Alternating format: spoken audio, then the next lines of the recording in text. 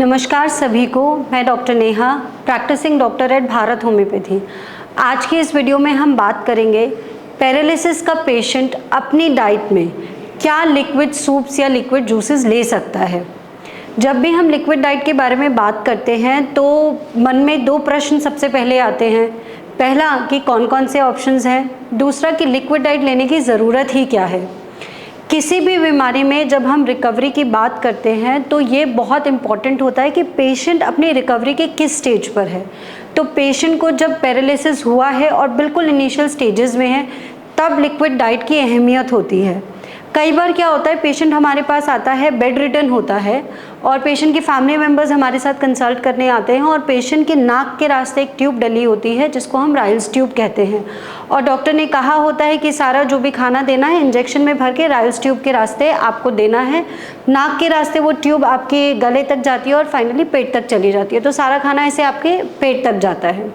अब इस तरीके के ऑप्शन से दिया हुआ खाना बहुत अच्छा तरीका तो नहीं है, बट अब क्या करें, मजबूरी इसी को कहते हैं। क्योंकि पेशेंट को एनर्जी तो चाहिए, पेशेंट को खाना भी चाहिए, एनर्जी चाहिए, प्रोटीन सोर्सेज चाहिए और सारे मिनरल सोर्सेज चाहिए, तो ये हमारे पास आखिरी ऑप्शन बचता है। तो सबसे पहला हमारा ये काम होता है कि हम पेशेंट की किसी तरीके से अच्छी रिकवरी कराएं ताकि सबसे पहले उसकी राइल्स ट्यूब निकले। राइल्स ट्यूब से आपको एक खाने में जितनी एनर्जी मिलती है, जितना पोषण मिलता है, उसका लगभग मान के चलो आधा ही मिलता है जब हम राइल्स ट्यूब के रास्ते देते हैं। क्यों? क्योंकि जब आप खाना अपने मुंह में डालते हैं तो वहीं से आप कहें कि पाचन क्रिया शुरू हो जाती है। खाने का आपको टेस्ट आया, वो सिग्नल आपके ब्रेन ने परसीव किया, ब्रेन से पेट को सिग्नल आया कि आप डाइजेस्टिव एंजाइम्स निकालना शुरू कर दो। थोड़ा खाना मुंह के रास्ते ही आपके माउथ में सलाइवा के द्वारा ही एब्जॉर्ब हो जाता है, कुछ खाना फिर पेट तक जाता है, वहाँ एब्जॉर्प्शन होता है और फाइनली आंतों में एब्जॉर्प्शन होता है। तो एक हिस्सा तो डाइजेशन का कट गया, इसलिए आपको उतनी अच्छी उस खाने से एनर्जी नहीं मिली जितनी मिलनी चाहिए थी। तो सबसे पहला हमारा एम होता है कि हम रिकवरी शुरू से ही फास्ट करा के चले ताकि पेशेंट की राइल्स ट्यूब निकल जाए। दूसरा, राइल्स ट्यूब के साथ एक प्रॉब्लम होता है कि रिस्क ऑफ इन्फेक्शन उसमें बहुत ज़्यादा होता है। तो जब रिस्क ऑफ इन्फेक्शन होता है तो एक और बड़ी कॉम्प्लिकेशन हमारे सामने आ जाती है कि अब इन्फेक्शन को पहले ख़त्म करना होगा। तो इन दो कॉम्प्लिकेशंस के चलते हम चाहते हैं कि पेशेंट की जितनी जल्दी हो सके राइल्स ट्यूब हट जाए। अब अगर ऐसा करना है तो जाहिर सी बात है, रिकवरी के लिए आपकी डाइट कैसी है, आपने डाइट कितना न्यूट्रिशियस लिया है, ये बहुत इंपॉर्टेंट बात होती है।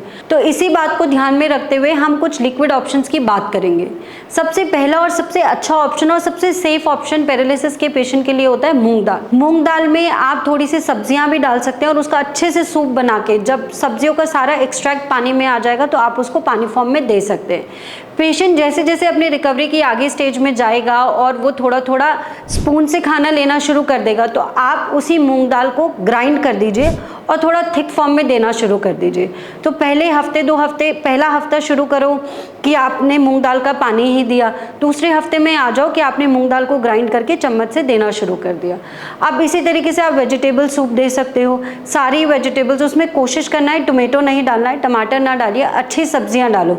जैसे गाजर डाल सकते हो, पालक डाल सकते हो और आप ब्रोकली डाल सकते हो, मशरूम बहुत अच्छा ऑप्शन है। इन सारी वेजिटेबल्स का सूप आप दे सकते हो। जैसे जैसे पेशेंट खाना शुरू करता है और उसकी स्टेबिलिटी आती है, बॉडी में स्ट्रेंथ आती है, तो आप इन्हीं सब चीज़ों को ग्राइंड करके भी दे सकते हैं, प्यूरी फॉर्म में बना के। तीसरा ऑप्शन है chicken soup. Chicken soup non vegetarian patients के लिए बहुत अच्छा ऑप्शन होता है। इसमें आपको सही अमाउंट में, अच्छे अमाउंट में प्रोटीन मिलता है। अब चौथा इंपॉर्टेंट ऑप्शन है बोन ब्रॉथ। अगर आप नॉन वेजिटेरियन हैं और आपने कभी ये सूप लिया है तो शायद आप जानते होंगे कि ये सूप किसी भी बीमारी में आपको हील करने में कितना मदद करता है। बोन ब्रोथ को आम भाषा में लोकल एरियाज में पाया बोला जाता है, पाए का सूप बोला जाता है या फिर खरोड़े का सूप भी बोला जाता है। ये आप मान के चलो कि आपकी एनर्जी का, आपके न्यूट्रिशन का पावर हाउस है। अगर आप बाकी चीज़ों को कंपेयर करोगे तो जितनी उसमें आपको 4 कप में एनर्जी मिलती है उतनी पाया सूप के 1 कप में आपको एनर्जी मिलेगी। तो समझ लीजिए कि पाया सूप बहुत हेल्दी ऑप्शन होता है। पाया सूप में भरपूर अमाउंट में मैग्नीशियम होता है, जिंक होता है, सेलेनियम होता है, कैल्शियम भी बहुत अच्छे अमाउंट में होता है और आयरन भी बहुत अच्छे अमाउंट में होता है। तो ये सब चीज़ें मिली हैं आपको। साथ ही साथ आपको बहुत अच्छे अमाउंट में vitamin A, vitamin B complex, सारे विटामिन आपको मिल गए। तो ऐसे पेशेंट्स जिनको पैरालिसिस की वजह से अभी नींद में भी दिक्कत है, या आप मान लीजिए कि डाइजेशन करने में भी प्रॉब्लम हो रहा है, डाइजेशन अच्छा नहीं हो रहा है, या फिर बहुत कमजोरी महसूस हो रही है, तो ऐसे केसेस में पाया सूप यानी कि बोन ब्रोथ एक बहुत अच्छा ऑप्शन है। 1 कप आप दिन में 3 बार ज़रूर दीजिए।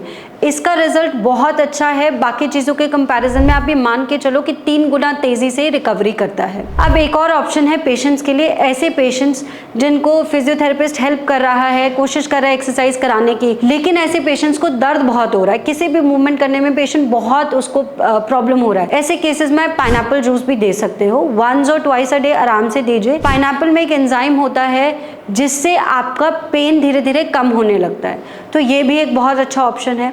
जैसे जैसे ये याद रखना है, पेशेंट को बहुत लंबे समय तक लिक्विड डाइट पे नहीं रखना है।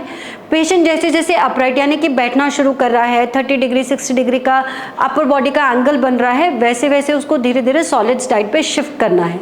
जितनी अच्छी आप पैरालिसिस की डाइट बनाओगे, अपने पेशेंट को दोगे, उतना अच्छा रिकवरी होगा। इसके अलावा भी आप कोई जानकारी लेना चाहते हैं तो आप भारत होम्योपैथी की टीम से कॉन्टैक्ट करिए and we will be there to help you. Thank you.